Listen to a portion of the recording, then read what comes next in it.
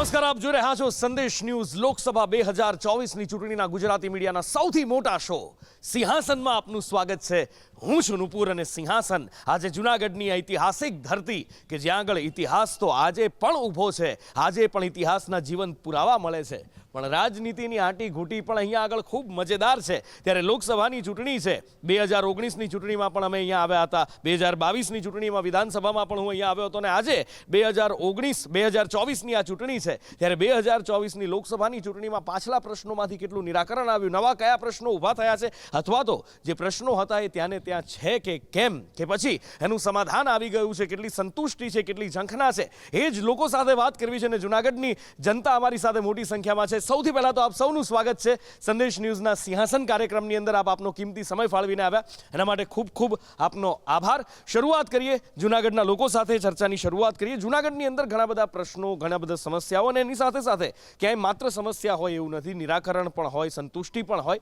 તો કેવી રીતે જૂનાગઢને આગળ વધતું જોયું છે આપણે? છેલ્લી 3 ટર્મથી અહીં સાંસદ બીજેપીના છે. 2 ટર્મ અત્યારના વર્તમાન સાંસદની 2 ટર્મ પૂરી થઈ. જૂનાગઢનો મેઇન પાયાનો પ્રશ્ન જોઈએ તો ટ્રાફિકનો પ્રશ્ન છે, રેલવે ઓવરબ્રિજનો. આજે ઈચ્છાશક્તિ હોય તો આ કામગીરી થઈ શકે તેમ હતી. આજે સાંસદ પણ બીજેપીના છે, કોર્પોરેશન બોડી પણ બીજેપીની છે, રાજ્ય સરકાર, કેન્દ્ર સરકાર પણ બીજેપીની છે. તો મને નથી લાગતું કે કોઈ વહીવટી પ્રક્રિયામાં કોઈ વિઘ્ન આવી શકે. માત્ર ઈચ્છાશક્તિના અભાવે જૂનાગઢનો ભૌગોલિક વિસ્તાર ખૂબ જ ગીચ છે. ટ્રાફિકની સમસ્યા અવારનવાર સર્જાય. દર વર્ષે અહીં પરિક્રમા અને શિવરાત્રિનો મેળો યોજાય એટલે અંદાજે 10 લાખ માણસો આવે છે. ત્યારે પણ ટ્રાફિકની ખૂબ સમસ્યા સર્જાય છે. બીજા નંબરમાં જિલ્લાના પ્રશ્ન જોઈએ તો ખેડૂતો 2013થી હું પણ ખેડૂત છું, પાક વીમો મળ્યો નથી, સમયસર પ્રીમિયમ ભરે ખેડૂતો. આના માટે પણ સાંસદશ્રીએ ક્યારેય પણ લોકસભામાં રજૂઆત કરી એવો કોઈ દાખલો નથી. જિલ્લાની મહત્ત્વની 2 મિટિંગો હોય છે. જે ગરીબોને સીધો લાભ કરતી એક ડિપાર્ટમેન્ટ છે જિલ્લા ગ્રામ વિકાસ એજન્સી, જેના ચેરમેન બંધારણીય રીતે સાંસદશ્રી એના ચેરમેન હોય છે. એક પણ મિટિંગમાં હાજરી નથી એની. જિલ્લા ફરિયાદ સમિતિમાં તમારા કોઈ પણ પ્રશ્નો હોય, જિલ્લા લેવલની મિની વિધાનસભા ગણાય. માનો કે વિધાનસભાનું સત્ર દર 4 મહિને 3 મહિને મળે છે, 3-4 મહિને, તો એમાં તાત્કાલિક પ્રશ્નોનું નિરાકરણ થાય. એવું જ જિલ્લા કક્ષાએ આપણા ભારતના બંધારણે એક જિલ્લા ફરિયાદ સમિતિની રચના કરી, જેના અધ્યક્ષ કલેક્ટર હોય, એના મેમ્બર સાંસદ, ધારાસભ્યશ્રી, જિલ્લા પંચાયતના પ્રમુખ, જિલ્લા પંચાયત સામાજિક ન્યાય સમિતિના ચેરમેન. એક પણ મિટિંગમાં સાંસદશ્રીની હાજરી હોય એવો દાખલો નથી. એટલે ખરેખર ઈચ્છાશક્તિનો અભાવ છે. જૂનાગઢ સમસ્યાઓથી ઘેરાયેલું છે. આપ જો સમસ્યાઓથી ઘેરાયેલું છે. ઘણી બધી વાતો, ઘણી બધી ફરિયાદો, સાંસદની ઉપસ્થિતિના સવાલો પણ ઊભા થઈ રહ્યા છે. આ બાજુ મહિલાઓ છે, એમની સાથે વાત કરીએ. બેન, શું કરો છો આપ? હા, મારું નામ ચેતના જીતેન્દ્ર પંડ્યા છે અને હું એક ફાઇનાન્સ એડવાઇઝર છું. ઓકે, તો જૂનાગઢની અંદર કેવો તમે અહીંયા આગળ જૂનાગઢને આગળ વધતું જોયું છે? જૂનાગઢના વિકાસને થતો જોયો છે કે રૂંધાતો જોયો છે, કે પછી મહિલાઓની સુરક્ષા હોય, રોજગાર હોય, એને કેવી રીતે આપ જોયું છે? હાજી, એક બહુ સરસ પ્રશ્ન કરેલો છે. અત્યારે આપણે દરેક મનુષ્યની જોઈએ તો હવા, પાણી અને ખોરાક એ એની મુખ્ય જરૂરિયાત છે. પરંતુ ઘણી વખત આપણને શું થાય છે કે આપણી ધીરજના અભાવે, જેમ કે રસ્તાઓ છે કે પાણી છે કે એ બધી મુખ્ય જરૂરિયાતો છે, તો એ થાય છે, નો ડાઉટ, બધું કામ ચાલુ જ છે. પરંતુ આપણી ઉતાવળને કારણે આપણે ઘણી વખત એવા નિર્ણયો લઈ લઈએ છીએ કે જે પ્રશાસન છે એ ધ્યાન નથી દેતું, પરંતુ સમય આવે બધું જ સારાવાના થઈ જાય છે. અને અત્યારે સરકાર, આપણે માનનીય શ્રી નરેન્દ્રભાઈ મોદીની જો જોઈએ તો એમને નાના બાળકથી માંડી અને વડીલો સુધીની આપણે જોયું છે. આપણે અત્યારે કોઈ પણ યોજના કે કોઈ પણ જે લાભાર્થીને મળે છે એની વાત નથી કરવી. આપણે જોયું છે એ બધું ખુલ્લું જ છે કે શું શું લોકોને એની મળે છે, રાહત મળે છે. જેમ કે જનધન ખાતામાં, પછી આવાસ યોજનામાં, પછી મહિલાઓમાં જે સંબલ અને સમર્થ યોજનાઓમાં. એના કારણે એક મહિલાઓમાં એટલો ધરખમ વિકાસ થયો છે ને કે જે શિશુ જન્મે છે તો એનો મૃત્યુદર ઘટ્યો છે. પછી મહિલાઓ પોષિત બની છે. અને એના કારણે મારે એક જ સૂત્ર ફક્ત એટલું જ કહેવું છે કે ભારત છે એમાં મહિલાનો વિકાસ નથી, પણ મહિલા સંચાલિત વિકાસથી આજે ભારત છે એ દેશ વિદેશમાં ખૂબ જ ગુંજતું બન્યું છે. ઓકે, બેન કંઈક કહેવા માંગે છે, એમની પાસે જઈએ. હા, એને અમારે આમ બેન છે, એમણે બધું કહી દીધું છે. અને આમાં જે મોદી સરકારે કર્યું છે મહિલાઓ માટે, તે મહિલાઓ માટે એ અમારા માટે બધું સારું છે. હમણાં મહિલાઓને ઘરે બેઠા એ લોકોને એમનું પોષણ પૂરું પાડવા માટે મોદીજીએ કાઢ્યું છે કે ભાઈ એમને ક્યાંય બહાર ન જવું પડે અને જે નિરાધાર છે એમનો આધાર મળે, અને એના માટે અમે સક્ષમ છીએ. અમે હમણાં મહિલા મંડળમાં જોઈન્ટિંગ છીએ અને એમાં જઈએ છીએ. અમને હજી નવા જ છીએ, પણ જઈએ તો અમને ખબર પડે કે અહીંયા સમાજમાં શું ચાલે છે અને શું મોદી સરકાર તરફથી મહિલાઓને, દીકરીઓને બધા લાભ મળે છે એ આપણને ખબર પડે.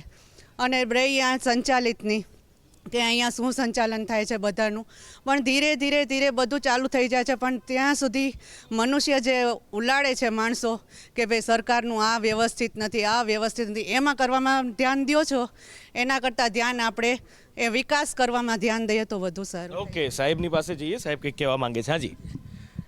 જુનાગઢ જેમ બેને કીધું એમ મહિલાઓનું કામ થાય છે, પણ એટલા જ અત્યાચારો પણ વધ્યા છે, એટલા જ સ્કેન્ડલો પણ બને છે. નૈતિકતા મરી પરવારી છે. આ અત્યારના જે રાજકારણમાં સરકાર ખૂબ જ ધ્યાન આપે છતાં પણ આ વધ્યું છે, એ સમાજ માટે મોટું દૂષણ છે. બીજું, હું એક ખેડૂત પુત્ર છું, બાજુના જોશીપરા ગામનો ખેડૂત મંડળનો હું પ્રમુખ છું. અત્યારે અમારી એક સળગતી એક પ્રક્રિયા ચાલે છે કે ખેડૂતોની જમીન ખેડૂતોએ વિકાસની માગણી કરી નથી, બિલ્ડરોની માગણીને આધારે ટીપી સ્કીમ લાગુ કરી છે. અત્યારે સરકારનો આ જે નિયમ છે એ બહુ ખરાબ છે. ખેડૂતની 10 વીઘાનો ખાતેદાર હોય તો 4 વીઘા સરકાર એમનેમ લઈ લે મફત, વળતર આપતા નથી, સંપાદન કરતા નથી, અને આડા ઊભા ખેતરમાં ચીરા કરીને પછી એમાંથી તંત્ર ખૂબ જ ભ્રષ્ટાચાર કરે છે. અને હું ખુલ્લો આક્ષેપ કરું છું કે આ જે એના 4-5 તબક્કાઓ હોય છે એ ઓફિસમાં બેઠા બેઠા જ પૂરા કરવામાં આવે. ખેડૂતને પૂછવામાં નથી આવતું, ખેડૂતને બોલાવવામાં નથી આવતા, એની શું મુશ્કેલી છે એ પૂછવામાં નથી આવતું. એને મન પડે એમ આડા ઊભા લીટા ચીતરીને ખેતરો બગાડે અને પછી એમાં આર્થિક વહીવટ થતો હોય એવું હું માનું છું. આ પ્રક્રિયા બંધ થવી જોઈએ.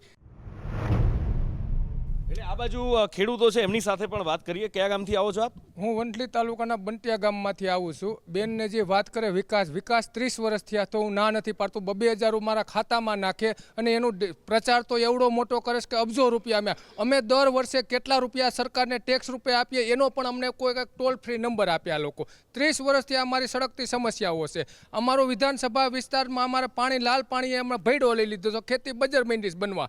લાલ પાણી કેમ આવે છે? લાલ પાણી જેતપુરથી ડાંગે શોષણનું લાલ પાણી અમારે નાખે છે. એમાં 8 વિધાનસભા વિસ્તાર આવે છે ને 2 સંસદીય વિસ્તાર આવશે, પોરબંદર અને જુનાગઢ. 2 સંસદીય વિસ્તાર અને 9 વિધાનસભામાંથી આ લાલ પાણી પ્રસાર થાય છે. એના હપ્તા હું દાવા સાથે કહું છું કે હપ્તા કમલમ સુધી જાય છે. આના અમે આ રેલી કાઢેલ હતી ભાટ ગામ, ભેસાણ તાલુકાના ગામથી માધવપુર સુધી અમે હાલીને ગયેલ છીએ. આ 30 વર્ષથી આ પ્રશ્ન હરકતો પ્રશ્ન છે. બીજો વાત કે અમારે સેલ આવે છે, અમારા વંથલીમાં ઓજિતના ઉબેનના પાણી આવે છે, અમારી જમીન ધોવાણ થાય છે, એનો 1 પણ રૂપિયો આજની તારીખે નથી દીધો. આ સાલની વરસાદની વાત કરું તો 200% વરસાદ વિસાવદર તાલુકામાં ઓન રેકર્ડ સરકારના પરિપત્ર મુજબ બોલે છે. 200% વરસાદ થયો છે તો એ ખેડૂતને કાંઈ રહ્યું ન હોય. સરકારને પણ ખબર છે 1 પણ રૂપિયો આજની તારીખે સહાય નથી આપી. અમે આવેદન આપીને થાકી ગયા છે. વાત રહી ડીઆરઆર ઓફિસમાં અમે ચાલુ વરસાદે આવેદન આપ્યા જમીન માપણીમાં પણ. આજની તારીખે 1 લાખ પેન્ટિંગ પ્રશ્ન પડ્યા છે ડીઆરઆર ઓફિસમાં જુનાગઢમાં. અમારા જે વસ્તુ વિસ્તારમાં લાલ પાણીનો મુદ્દો ભાઈએ કીધો એ મુદ્દો સંકલન સમિતિમાં અમારા પૂર્વ ધારાસભ્ય ભીખાબાપા હસ્તક મૂકાણો, ત્યારે 12 મહિના જો કલેક્ટરની કોર્ટમાં પેન્ડિંગ રહ્યો એનું કોઈ નિરાકરણ નહીં. બીજું કે અમારા જે વર્તમાન ધારાસભ્ય સંજયભાઈ કોરડિયા એને આ સંકલનમાં મૂક્યો. ગામડે ગામડે કેટલા કેન્સરના દર્દીઓ છે એ બધું સર્વે કરાયું. જો સત્તા પક્ષના ધારાસભ્ય સારું કામ કરવા છતાં જો એમાં બેઠા હોય ને એનો મુદ્દાનું નિવારણ ના આવતું તો જનતાને જાવું ક્યાં? બીજા અમારા ખેડૂત છે એટલે ખેતીના પ્રશ્નો અલગ છે. અહીંયા ઘણી બધી વાતો ચાલી રહી છે. દાદાના બુલડોઝરની પણ વાત છે, ખેડૂતોના પ્રશ્નોની પણ વાત છે. જુનાગઢની અંદર ડિમોલિશન કરી અને કંઈક અત્યારે નવું કરવાનો પ્રયત્ન થઈ રહ્યો છે. એની સાથે બીજા પ્રશ્નો પણ છે. તો એ કઈ રીતની આ કામગીરી જુનાગઢની જોઈ શકાય? મને લાગે છે કે નજીકના દિવસોમાં લોકસભાનું જે ઇલેક્શન છે તો ઘણા બધા પ્રશ્નો મેં સાંભળ્યા તો કંઈક ને કંઈક લોકલ પ્રશ્નોની વાત થઈ રહી છે, કંઈક ને કંઈક પોતાના પક્ષ તરફ ખેંચવાની કંઈક વાત થઈ રહી છે, કંઈક ને કંઈક પોતાના પક્ષના રોટલા શેકવાની વાત થઈ રહી છે. તો એવું લાગે છે કે જે વાતો સાંભળી છે તો મતલબ છેલ્લા 10 વર્ષમાં મોદી સરકારે કાંઈ કર્યું જ નથી, અને કર્યું છે તો ખરાબ કર્યું છે, ખોટું કર્યું છે. તો આવી બધી જે વાતો છે એ બેબુનિયાદ છે, પાયાવિહીન છે. ઘણા બધા સારા કામો કર્યા છે, વિકાસલક્ષી કામો કર્યા છે. જ્યારે લોકસભાનું ઇલેક્શન છે ત્યારે આપણે સ્થાનિક પ્રશ્નોને ના જોતા, રાજકીય પ્રશ્નોને ના જોતા અથવા તો રાજ્ય કક્ષાના પ્રશ્નોને ના જોતા એક દેશ લેવલના જે કંઈ પ્રશ્નો છે એને ધ્યાનમાં રાખવા જોઈએ. અને કુલ મળીને આખા દેશને જે હિતકારી જે કાર્ય થયા છે, જેમ કે 2014 પછી જે લોકસભામાં ઇલેક્શનમાં નરેન્દ્રભાઈ આવ્યા અને જે રોપવેની મંજૂરી મળી, જે મોટા મોટા પ્રોજેક્ટની મંજૂરી મળી, જે ઘણા વર્ષોથી જે કોંગ્રેસની સરકાર હતી એમની મંજૂરી દબાવેલી હતી, તો ઘણા બધા પ્રશ્નોની પણ ચર્ચા થવી જોઈએ. ઘણા બધા વિકાસલક્ષી કામો થયા છે. અત્યારે આપણે જોઈએ છીએ કે જ્યાં જ્યાં નરેન્દ્રભાઈ જાય છે ત્યાં લાખો કરોડોના શિલાન્યાસ થાય છે. તો આ બધી વિકાસલક્ષી કામો છે એ નરેન્દ્રભાઈ કરે છે. આજે ભારતમાં નહીં પરંતુ ભારતની બહાર જાઓ તો ભારતના વખાણ થાય છે. તો કંઈક એવું કામ થયું હોય તો ચોક્કસપણે એની સરાહના પણ થવી જોઈએ. બે પક્ષી હોય છે, બરાબર છે. આપણે 100% ખરાબ જ કામ બોલીએ છીએ, પરંતુ એવું પણ વાસ્તવિકતા નથી. તો ઘણા બધા સારા કામો જે ભાજપ સરકાર છે, નરેન્દ્રભાઈની સરકાર છે એને કરેલા છે. હું ભાજપ તરફથી બોલતો નથી, પરંતુ એક આમ નાગરિક છું. ઘણા બધા સારા કામો થયા છે એની પણ વાત કરું છું. જે પ્રશ્નોની રજૂઆત કરીએ છીએ, પ્રશ્નો હશે, ક્યાંક ને ક્યાંક સારું કામ થતું હોય છે. ડિજિટલની વાત કરીએ તો ડિજિટલ એપ્લાય કરવામાં ક્યાંક એરર આવતી હશે, પરંતુ કોઈ પણ ખેડૂતને ડિજિટલી રૂપિયા નથી મળ્યા એવું તો નથી. જે ખેડૂતોને રૂપિયા મળ્યા છે એ પણ આનંદ અનુભવે છે. તો ક્યાંક એરર આવતી હશે તો એની સુધારો પણ થઈ શકે. તો એ સુધારો કરીને પણ ક્યાંક એનું સારું અમલીકરણ પણ થઈ શકે. સાહેબ શું કહેવા માંગે છે? જ્યાં સુધી જૂનાગઢની વાત છે ત્યાં સુધી આઝાદ થયું ત્યારથી અત્યાર સુધી એક વાત તો સ્પષ્ટ છે કે જૂનાગઢ માટે ઘર કો આગ લગી ઘર કે ચિરાગ છે. એનું કારણ એટલા માટે કે જૂનાગઢની અંદર આજે આટલા વર્ષો બાદ પણ પાયાના પ્રશ્નોનું નિરાકરણ નથી થતું. જૂનાગઢની અંદર જ્યારે પણ પૂર હોનારતની વાત હોય તો પણ ક્યાંક ને ક્યાંક સત્તા પક્ષના લોકોને કારણે જ થયેલું છે. એ લોકોનો એક સૂર આવે છે. વાત છે રાજકીય રોટલા શેકવાની, તો છેલ્લા 10 વર્ષોમાં તમે જુઓ તો ભાજપ તરફી મતદાન જૂનાગઢમાં સ્પષ્ટ રીતે વધેલું જોવામાં આવે છે. એમ છતાં પણ લોકોમાં આટલો રોષ શા માટે? આજે ભાજપ તરફી મતદાન હોય તો જૂનાગઢમાં રોષ ન હોવો જોઈએ, છતાં પણ રોષ છે. કારણ કે ભાજપના જ લોકો જૂનાગઢની બરબાદીમાં કારણભૂત છે. આજે ઇકો સેન્સિટિવ ઝોનની વાત આવે, હાઈકોર્ટના ઓર્ડરની અમલવારીની વાત છે, કરવો જ જોઈએ. તો હાઈકોર્ટે શું આ એક જ ઓર્ડર આપ્યો છે અને આ રીતે જ અમલવારી શક્ય છે? હાઈકોર્ટના ઓર્ડરની વાત આવે તો સ્થાનિક પોલીસ પ્રશાસનને કેમ આપણે એક બાજુ મૂકી દઈએ છીએ? હાઈકોર્ટના ઓર્ડરની વાત આવે, એની અમલવારીની વાત છે, તો એની અમલવારી માટે શું બીજો રસ્તો ન હોઈ શકે? આજે જ્યારે પાણીનો ગ્લાસ અડધો ભરેલો અને અડધો ખાલીની વાત કરીએ તો હાઈકોર્ટનો ઓર્ડર પણ પ્રજાલક્ષી કામગીરી અને પ્રજાનું હિત જોઈને પણ થઈ શકે છે. એમાં હાઈકોર્ટે ક્યાંય ના નથી પાડી. પરંતુ ક્યાંક ને ક્યાંક જૂનાગઢને વિસ્થાપિત કરવું છે, જૂનાગઢને ખાલી કરવું છે. કારણ કે ઇકો સેન્સિટિવ ઝોન માત્ર પ્લાસ્ટિકને લાગુ પડે છે. ઇકો સેન્સિટિવ ઝોન જૂનાગઢ આપણે જેતપુરથી જે લાલ પાણી આવે છે એને લાગુ નથી પડતું. ઓકે, આ બાજુ એક સાહેબ છે, એમની સાથે વાત કરીએ. હાજી સાહેબ. ડોપરભાઈ, અત્યારે મને લાગે છે કે આપણી ચર્ચા છે ને અત્યારે જે ચૂંટણી છે ને એને અનુલક્ષીને કરીએ કે આપણે સાંસદ કેવા હોવા જોઈએ. અત્યારના સાંસદની આપણે વાત કરીએ તો અમે એક મૂવમેન્ટ ચલાવી રહ્યા છીએ. એટલો જ હું એક્ઝામ્પલ આપું કે જૂનાગઢ શહેરની અંદરથી 11 ગરનાળા કાઢવામાં આવે છે, અંડરગ્રાઉન્ડ બ્રિજ. એને કારણે ભયંકર ટ્રાફિકની સમસ્યા, પૂરની સમસ્યા થવાની છે. એટલે અમે સખત વિરોધ કર્યો. અમે કોઈ રાજકીય માણસો નથી, ફક્ત જૂનાગઢ શહેરના કહેવાતા બુદ્ધિજીવીઓ, કહેવાતા જ કહીએ છીએ, બુદ્ધિજીવી છે એવો અમે ક્લેમ કરતા ઓર્ડિનરી સિટીઝન અમને ગણી લ્યો. અમે ખૂબ જ પ્રચાર કર્યો. ત્યારે સાંસદ પોતે જાણે સરકારના વકીલ હોય એવી રીતે રજૂઆત કરવા માંડ્યા. ખરેખર વાસ્તવિક રીતે એણે અમારા પ્રશ્નો, મારો સવાલ છે, અમારા પ્રશ્નો છે એ દિલ્હી સુધી પહોંચાડવા જોઈએ. સાંસદની ફરજ શું છે? બધાય પ્રશ્નોનો ઉકેલ કોઈ દિવસ આવી શકે જ નહીં. અમારા પ્રશ્ન પણ ખોટા હોય, પણ અમારી રજૂઆત છે એ દિલ્હી સુધી પહોંચાડે તો ખરા. સાંસદનું કામ શું છે? સાંસદ આપણે શું કામ? આપણા બધા પ્રતિનિધિઓ અમે બધા જઈ શકતા નથી એટલે અમે સાંસદ ચૂંટીએ છીએ. એ સાંસદ જો આ રજૂઆત ના કરે તો સાંસદનું કામ શું છે? કોઈ પણ પાર્ટીનું, ભાજપ કોંગ્રેસની કંઈ વાત જ નથી, કોઈ પણ પાર્ટીનો સાંસદ હોય તો એ આપણો પ્રતિનિધિ છે અને દિલ્હીમાં રજૂઆત કરે એવા સાંસદોની નિમણૂક કરવી જોઈએ. અને જ્યારે જૂનાગઢમાં ભાજપ કે કોંગ્રેસ કોઈ પણ સાંસદની સીટ હજી નક્કી કરી શક્યા નથી, ઉમેદવાર નક્કી કરી શકે, ત્યારે મારું કહેવાનું એમ છે કે બે પાર્ટીમાંથી કોઈ પૂછે છે કે ભાઈ તમારે કેવો સાંસદ જોઈએ છે?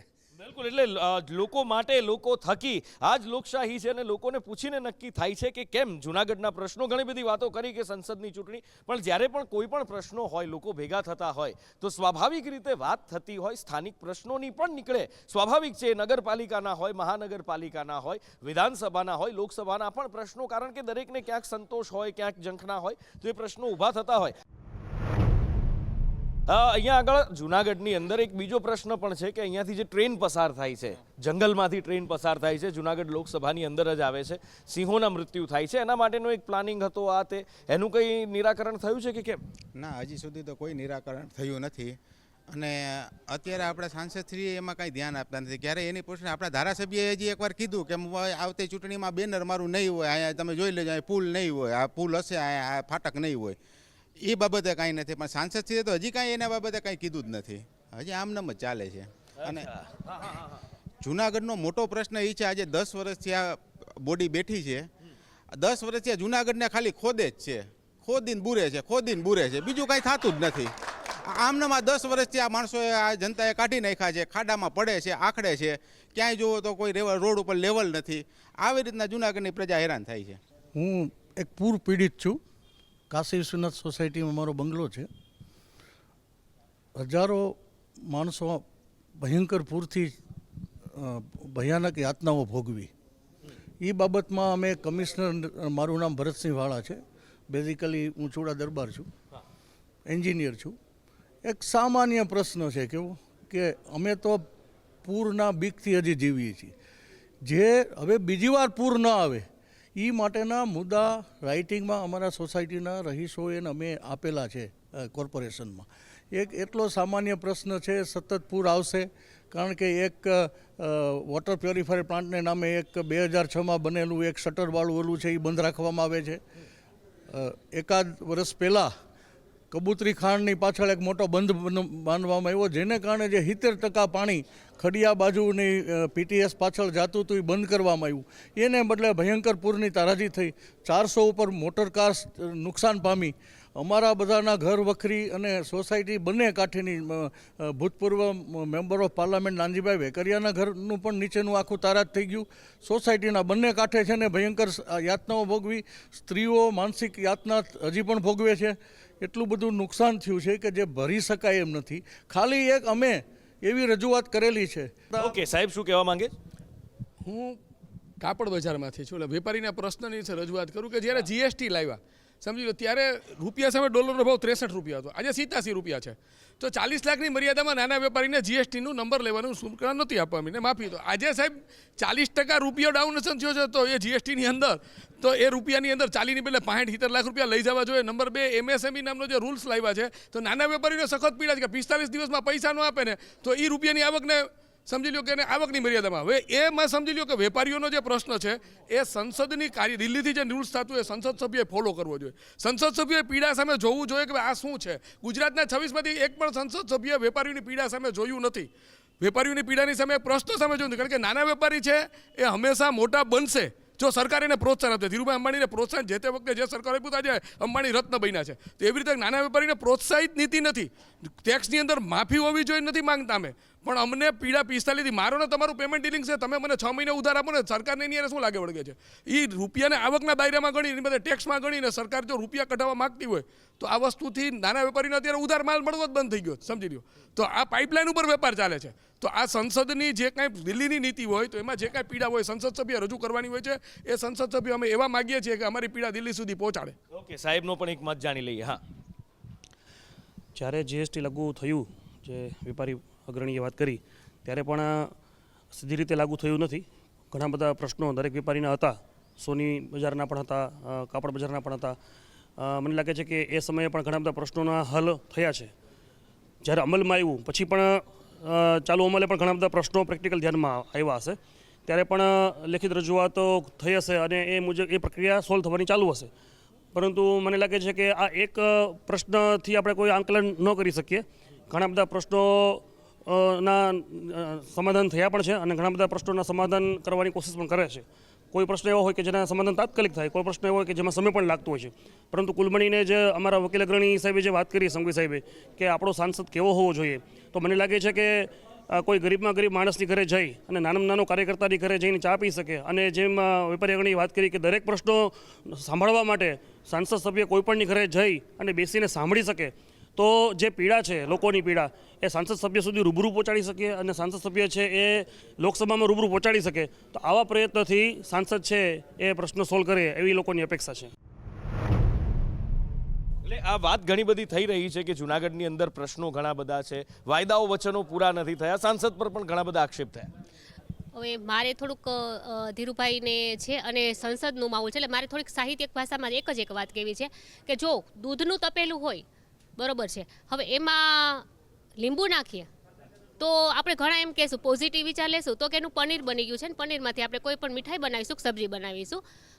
કે કોઈ લોકો એવું વિચારશે કે ઓહો આ દૂધ તો ફાટી ગયું છે અને એળે ગયું છે. એટલે મારે ફક્ત એટલો જ વિચાર છે કે આ બધા મુદ્દાઓ છે એને આપણે સમજીએ અને એમાંથી ને રસ્તાઓ કાઢીએ તો જ એક આપણું નિરાકરણ આવશે. બાકી બધી વાતો કરશું કે આ બધી પોઝિટિવ છે, આ નકારાત્મક છે, આ હકારાત્મક છે, તો એનું તો કોઈ વાતો કરવાથી કોઈ નથી થવાનું. પરંતુ હવે તમે જે અમારા માધ્યમથી જે સંદેશ સાથે જે જોડાયેલા છો તો એનું આ બધા પ્રશ્નો સાંભળી અને એક નિરાકરણ લાવશો તો બધી અમને એમ થશે કે આ ડિબેટ છે એ પૂરા માર્ગે સફળ થઈ છે. બસ એટલું જ અમારું સૂચન. બિલકુલ બિલકુલ બિલકુલ બિલકુલ. હા, આ સાહેબની વાત પાસે લઈ લઈએ. હાજી સર, મારો કહેવાનો મતલબ એ છે કે અત્યાર સુધીમાં જે જૂનાગઢના સાંસદ મળ્યા છે ને એ પાણી વગરના મળ્યા છે.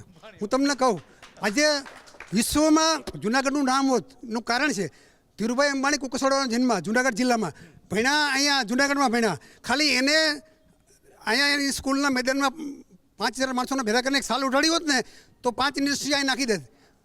રિલાયન્સ ત્યાં ગયું છે જામનગરમાં, એના ભૌગોલિક કારણો છે, પણ એમાં એનું કારણ એ પણ છે કે કોકિલાબેનનું માવતર પણ છે. તો જૂનાગઢ જિલ્લો જો ધીરુભાઈ અંબાણીનું ગામ હોય તો આપણને સાંસદ સારા મળ્યા હોત તો 2-3 ઇન્ડસ્ટ્રી નાખી દે. આજે તમે જીઆઈડીસીમાં જો એક ઇન્ડસ્ટ્રી નથી જૂનાગઢમાં.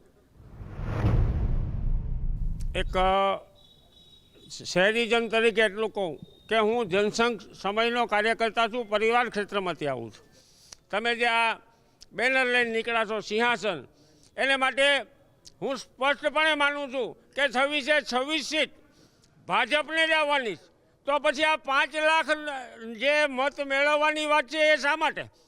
આ છે ને વિનાશકારી વિપરીત બુદ્ધિ જેવું છે. મેં સૂર્યકાંતભાઈ આચાર્ય, નરસિંહભાઈ સાથે કામ કર્યું છે અને સ્પષ્ટપણે માનું છું કે વિનાશ તરફ ભાજપ જઈ રહ્યો છે. એટલે ઘણી બધી ચર્ચાઓ થઈ શકે એમ છે, ઘણી બધી વાતો થઈ શકે એમ છે. સમયના બંધનમાં આપણે બંધાયેલા છીએ અને સમય આપણા કરતાં સર્વોપરી છે. સમયને માન આપવું એ આપણા દરેકની ફરજ છે. એટલે સમયને માન આપીએ છીએ અને ચર્ચાને અહીંયા આગળ વિરામ આપવાનો અત્યારે સમય થયો છે. પણ હા, ચર્ચા ચાલુ રહેશે. બીજી કોઈ લોકસભામાં, બીજા કોઈ નગરમાં, બીજા કોઈ મહાનગરમાં પહોંચીશું, ત્યાંની જનતા સાથે વાતચીત કરીશું અને જાણીશું એમના મનની વાત. અત્યારે સમય થયો છે આપનાથી વિદાય લેવાનો. જૂનાગઢના નાગરિકો અમારી સાથે આપ જોડાયા એ બદલ આપનો ખૂબ ખૂબ આભાર. Thank you so much, thank you so much, thank you so much. અત્યારે લઈએ છીએ વિદાય. નમસ્કાર.